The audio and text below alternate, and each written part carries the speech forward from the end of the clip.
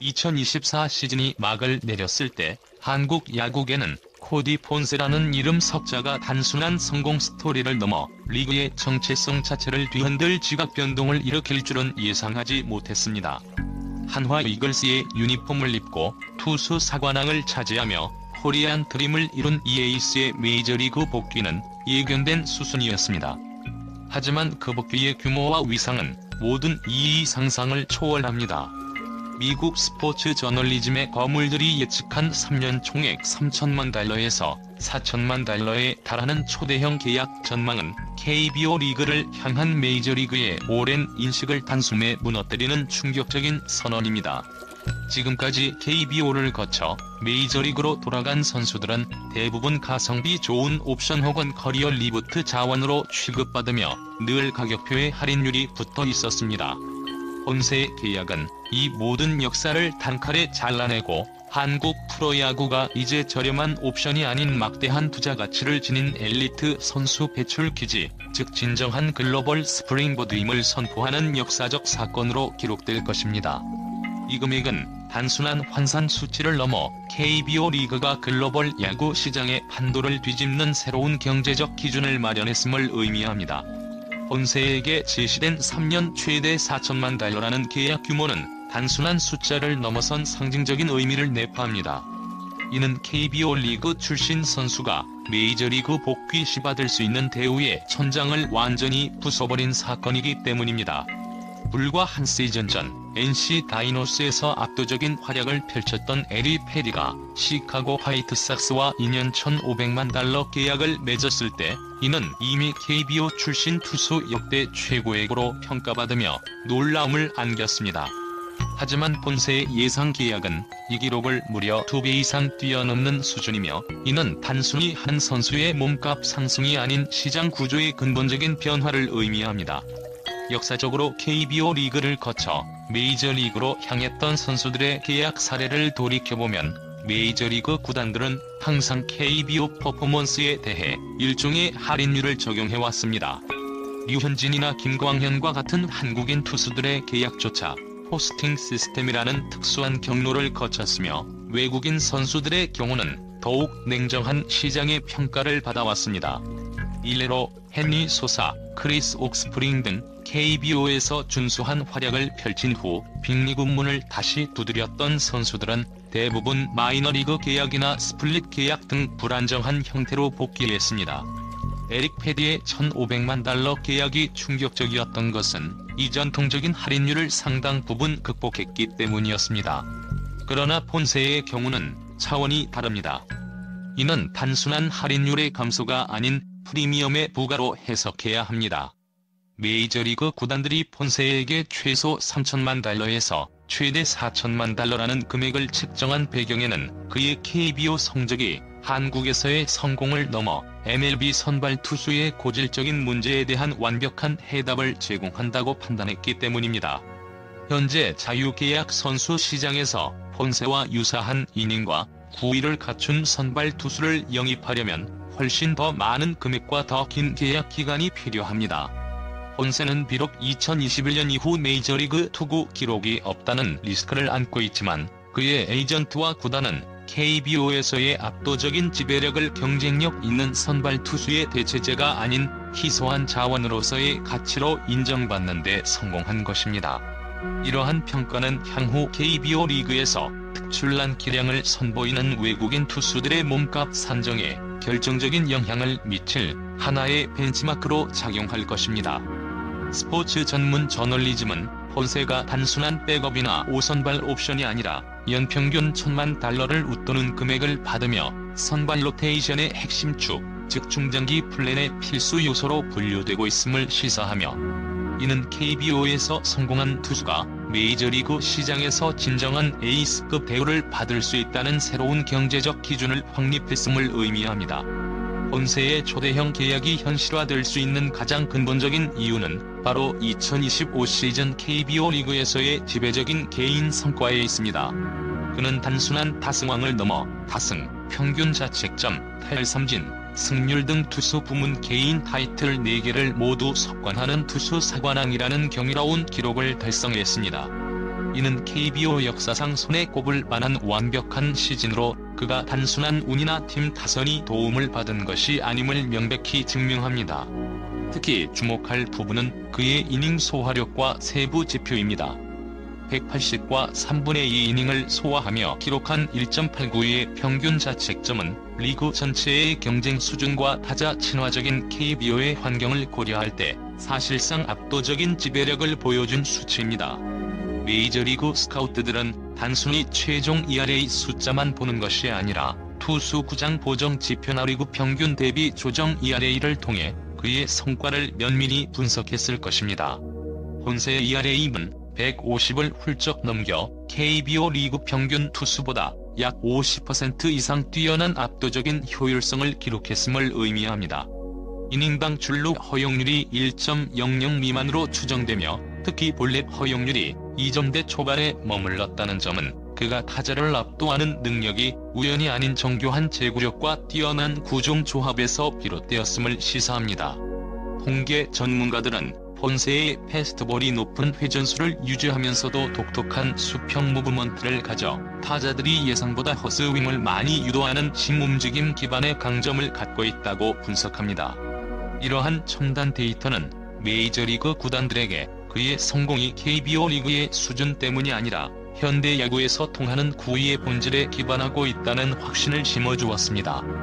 메이저리그 구단들은 KBO의 리그 환경 보정을 거치더라도 한 시즌 동안 180이닝 이상을 던지며 1점대 후반의 ERA를 유지했다는 사실을 내구성과 꾸준함의 최고 증거로 해석합니다. 이는 최근 몇 년간 메이저리그에서 투수들의 이닝 수가 철저히 관리되고 토미 존 수술 등으로 인한 부상 위험이 높아지는 추세 속에서 폰세가 보여준 선발 투수로서의 안정적인 볼륨이 얼마나 귀한 가치인지를 반영합니다. 메이저리그의 선발 투수 시장이 이닝 리터라는 희소 자원을 찾아 헤매는 상황에서 폰세는 부상 이력이 적고 극한의 투구 환경에서도 꾸준함을 증명한 완벽한 대안으로 떠올랐습니다. 통계 전문가들의 분석에서 폰세가 2021년 이후 메이저리그 투구 기록이 없음에도 불구하고 잠재적 가치가 높게 평가된 것은 그의 KBO에서의 퍼포먼스가 단순한 마이너리그 우위가 아닌 메이저리그 로테이션을 버틸 수 있는 견고함과 후위를 완벽하게 입증했기 때문입니다. 그의 투수 사관왕 타이틀은 개인의 영광을 넘어 메이저리그 구단들에게는 리스크가 낮고 투자 대비 회수율이 높은 확실한 투자처라는 신호를 보낸 것입니다. 폰세 영입을 유력하게 검토하는 샌디에고 파드리스의 상황은 그의 가치가 단순히 개인 성과를 넘어 메이저리그 구단의 전략적 필요성과 정확히 맞닿아 있음을 보여줍니다. 현재 샌디에이고는 포스트 시즌 진출을 목표로 하는 팀으로서 선발 로테이션에 전례 없는 완전 붕괴의 위기를 맞이했습니다. 핵심 선발 자원이었던 딜런 시즈가 이미 이적하여 공백이 발생했고 마이클 킹마저 자유계약 선수 신분이 되면서 마운드의 무게감이 급격히 떨어졌습니다. 여기에 설상가상으로 팀의 정신적 지주이자 베테랑 에이스인 다르비슈가 팔꿈치 수술을 받으면서 2026 시즌 전체를 결정할 가능성이 제기되었습니다. 이처럼 팀의 1, 2, 3 선발 역할을 맡았던 투수들이 한꺼번에 이탈하거나 전력에서 이탈할 위기에 처하면서 샌디에이고는 당장 내년 시즌의 경쟁력 자체를 위협받고 있습니다. 이러한 전력 누수 속에서 샌디에이고는 거대한 페이롤 딜레마에 직면해 있습니다. 매니, 마차도와 페르난도 타티스 주니어 등 프랜차이즈 스타들에게 이미 수억 달러에 달하는 초대형 장기 계약을 안겨준 샌디에이고는 사치세 기준을 초과할 위험을 항상 안고 있습니다. 따라서 게릿 콜, 에런 놀라 혹은 당시 시장에 나왔던 최상급 자유계약 선수들에게 투자하는 것은 재정적으로 불가능에 가깝습니다. 메이저리그닷컴이 샌디에이고에게 기존의 틀을 벗어난 선택을 고려해야 한다고 지적하고 코디 폰세를 대안으로 제시한 것은 바로 이 지점 때문입니다. 폰세는 검증된 실력과 예상되는 초대형 계약 사이의 틈새를 공략하는 영리한 전략적 대체제 선택이 됩니다. 폰세의 예상 계약 규모인 연평균 1000만에서 1330만 달러는 메이저리그에서 통상적으로 3에서 4선발급 투수에게 주어지는 금액대입니다. 그러나 폰세는 KBO에서 보여준 압도적인 이닝 소화력과 1점대 ERA를 바탕으로 계약 규모 대비 유사한 이닝 볼륨과 중장기적인 안정성을 제공할 수 있다는 점에서 매력적입니다. 구단 분석가들은 폰세가 메이저리그 복귀 첫 시즌에 보수적으로 2.0 WAR을 기록한다고 가정했을 때 폰세의 WAR 당 비용은 약 $500만 수준으로 최고 수준 자유계약 선수 투수들의 $800만에서 $1000를 훨씬 밑도는 극강의 가성비를 자랑합니다. 샌디에이고와 같은 팀이 폰세에게 3년 계약을 제시한다는 것은 그를 단기적인 땜질용이 아닌 향후 3년 동안 로테이션을 이끌어갈 핵심 선수로 간주하고 있음을 의미하며, 이는 장기적인 관점에서 팀의 페이롤 구조를 안정화시키는 효과도 가져옵니다. 샌디에이고는 데이터 분석과 스카우팅의 강점을 지닌 스마트 프런트로 유명합니다.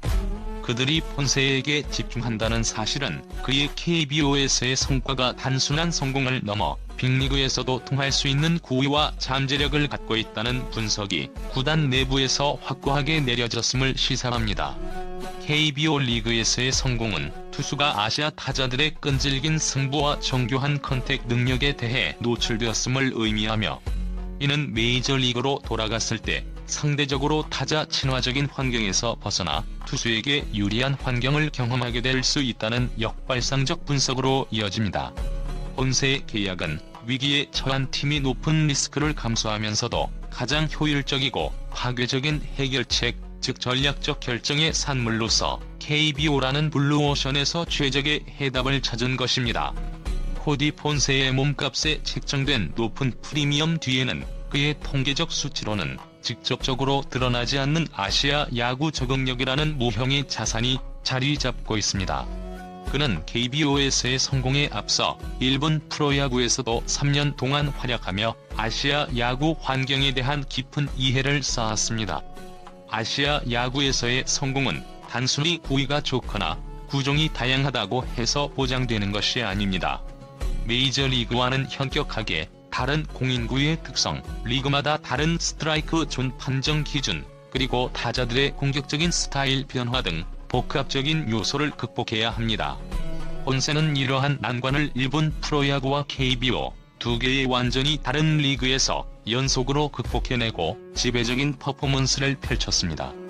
특히 일본 프로야구와 KBO는 공통적으로 아시아 리그에 속하지만 투수가 요구받는 기량에는 미묘하지만 결정적인 차이가 존재합니다.